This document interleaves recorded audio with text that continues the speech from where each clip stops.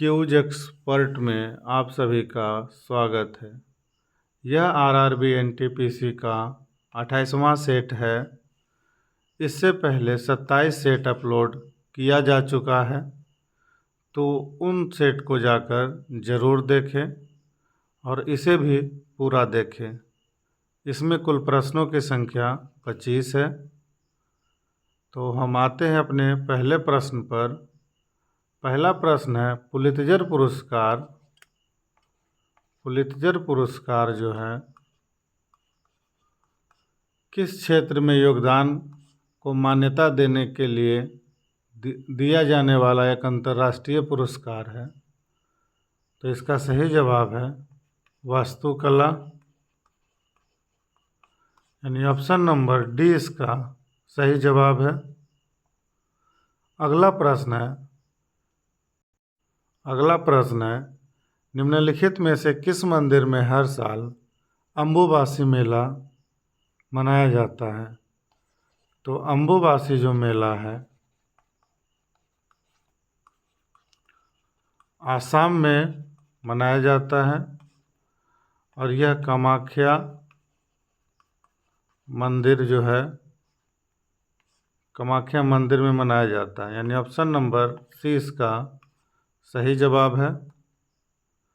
अगला प्रश्न है, 1727 ईस्वी में खानवा के युद्ध में राणा संगा को किसने हराया था?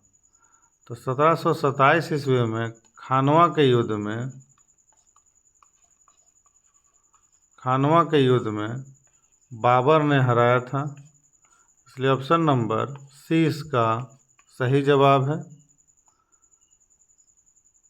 अगला प्रश्न है, भारतीय राष्ट्रीय कांग्रेस के बेलगाम सत्र कब हुआ था, जिसकी अध्यक्षता महात्मा गांधी ने किया था? तो भारतीय राष्ट्रीय कांग्रेस का बेलगाम सत्र जो है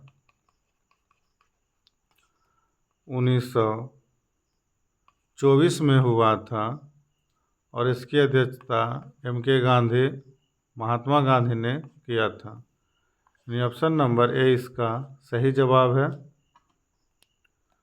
अगला प्रश्न है, निम्नलिखित में से कौन सा राज्य बांग्लादेश के साथ अपनी सीमा नहीं साझा करता?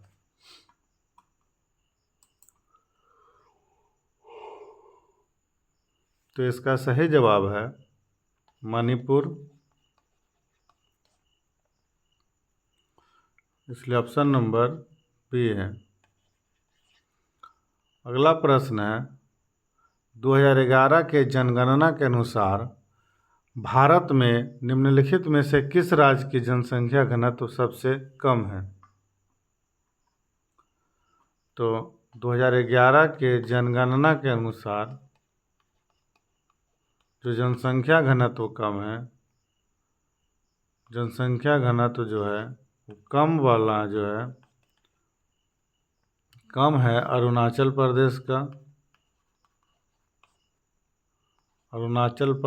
का और अधिक है बिहार का, इसलिए कम का ये क्वेश्चन है, तो आंसर हो जाएगा बी। अगला प्रश्न है, संविधान सभा की पहली बैठक कब हुई थी? तो संविधान सभा की पहली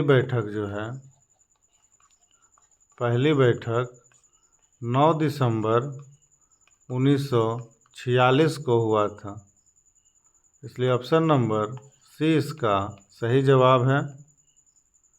अगला प्रश्न है, भारतीय संविधान के अनुच्छेद 243 निम्नलिखित में से किससे संबंधित है?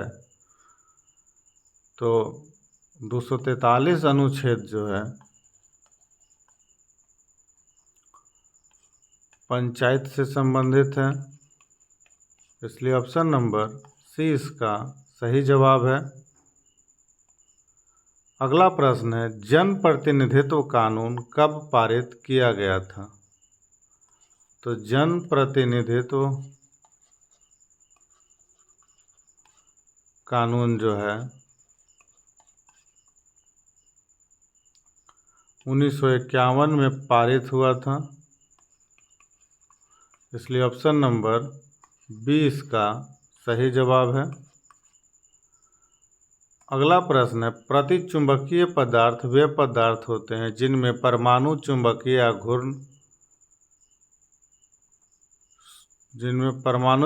आघूर्ण होता है। धनात्मक और छोटा नहीं, ऋणात्मक नहीं, धनात्मक और बड़ा नहीं, शून्य होना चाहिए। यानी यहाँ क्या है, शून्य होना चाहिए, इसलिए ऑप्शन नंबर डी इसका सही जवाब है।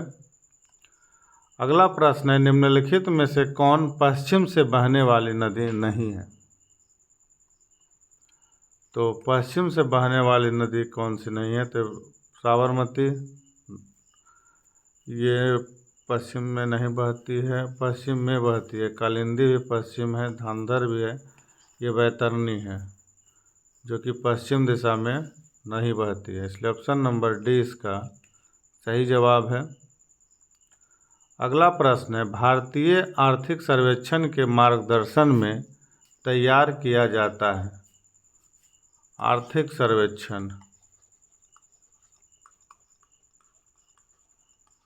सर्वेक्षण में जो है वो मुख्य आर्थिक सलाहकार जो होते हैं उनके मार्गदर्शन में तैयार किया जाता है, इसलिए ऑप्शन नंबर डी इसका सही जवाब है। विद्युत क्षमता, समय और ऊर्जा मात्राएं हैं। तो विद्युत क्षमता, समय और ऊर्जा जो है अदिश राशि है, इसलिए ऑप्शन नंबर 20 का सही जवाब है। अगला प्रश्न है, मानव हृदय में कितने कक्ष विद्यमान होते हैं? तो मानव हृदय में कुल 4 कक्ष विद्यमान होते हैं, इसलिए ऑप्शन नंबर सी इसका सही जवाब है। अगला प्रश्न है, महात्मा गांधी ने किस तटीय शहर में नमक कानून को तोड़ दिया था? तो महात्मा गांधी जो थे वो नमक कानून को दांडी में तोड़े थे, इसलिए ऑप्शन नंबर सी इसका सही जवाब है। अगला प्रश्न है, किस भारतीय क्रिकेट मैदान में भारत ने पहले टेस्ट मैच की मेजबानी की थी? तो पहला टेस्ट का जो मेजबानी था वो बॉम्बे जिमखाना में किया था, यानी ऑप्शन नंबर सी इसका सही जवाब है। दुनिया के सबसे पुराने जानवर के जीवाश्म डिकिन्सोनिया किस राज्य में खोजे गए हैं? इसका सही जवाब है मध्य प्रदेश, यानी ऑप्शन नंबर ए।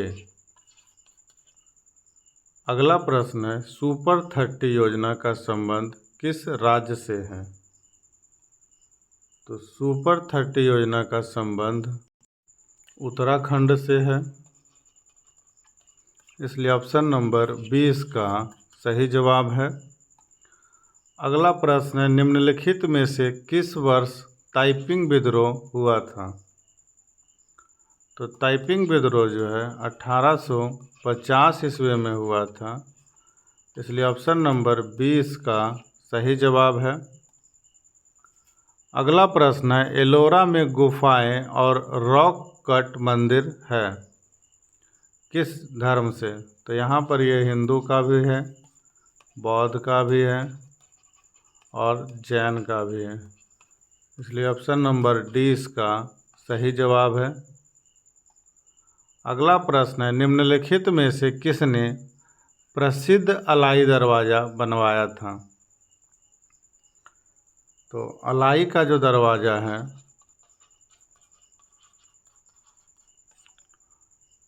ये अलाउद्दीन खिलजी द्वारा बनाया गया था, इसलिए ऑप्शन नंबर ए इसका सही जवाब है। अगला प्रश्न है, भक्त तुकाराम किस मुगल शासक के समकालीन थे? तो भक्त तुकाराम जो थे जहांगीर के समकालीन थे, यानी ऑप्शन नंबर डी इसका सही जवाब है। अगला प्रश्न है, भारतीय राष्ट्रीय कांग्रेस के राष्ट्रगान जन गण मन के किस सत्र में पहली बार गाया गया था? किसने पहली बार गाया था?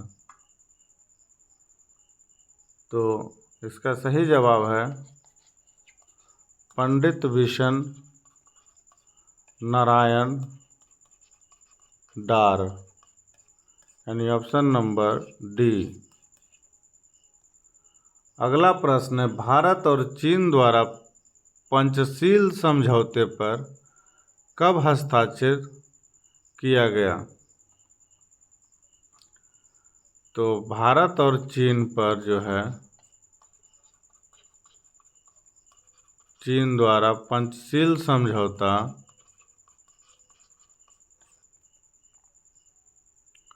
29 अप्रैल